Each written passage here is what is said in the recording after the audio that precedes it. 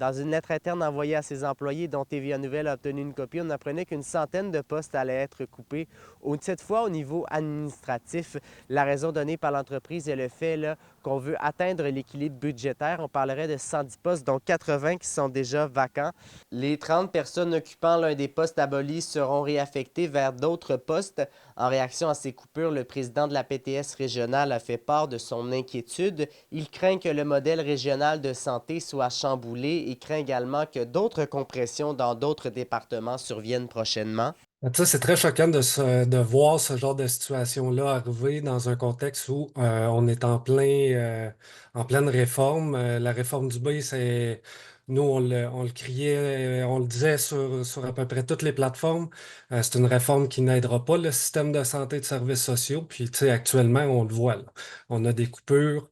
Par-dessus coupures. Tu sais, oui, c'est 110 postes qui ont été coupés, 80 qui étaient vacants. C'est une trentaine de personnes qui sont touchées au niveau administratif.